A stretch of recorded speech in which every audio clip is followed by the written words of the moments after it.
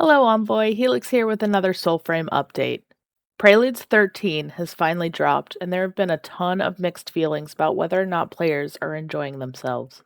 Personally, I have been enjoying diving into the new Operation Organ, accidentally blasting my friends off the tower, as well as seeing the local animal population help defeat the Ode. Not only were faction swapping cooldowns removed, but I found myself actually participating in faction tales for the first time in a very long while.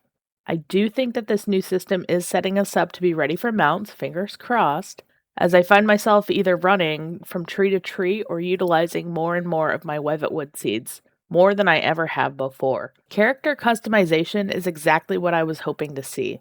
Having the freedom to freely jump between the feminine or masculine form is rewarding and allows me to choose who I want to be whenever I want to change it up. While this is still only the first iteration of character customization, I am already excited to see what else the team has in store. Now, the biggest concerns I've seen from players is, of course, the new virtue system.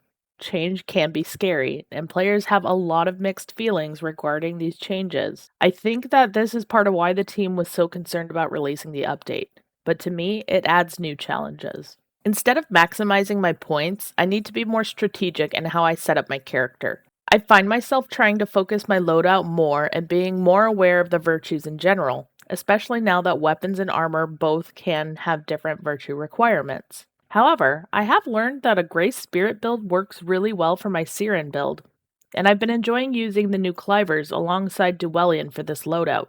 I do have to be more mindful of my health, as I do not have too many points in Courage, but sacrificing health for stealth and cooldowns to me is worth it for my particular playstyle. My biggest personal complaint is the virtue requirements, particularly for the split attuned weapons. If a weapon has two different attunements, I feel like each of these attunements should be allowed to contribute to the virtue requirement. For example, a weapon that requires courage and grace should pull the total virtue number from my courage and grace virtue pool. For now, though, the weapon and armor value requirements only pull from one virtue pool.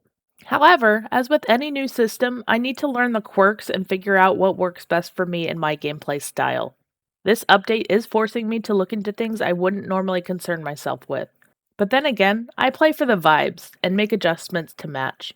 For those of you who comment that I'm not using my virtues correctly, well, I'm not a min-maxer, and I never have been.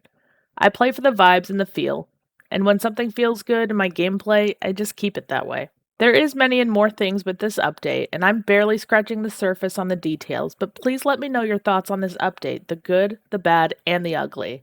Until next time, hasta la pasta, Envoy.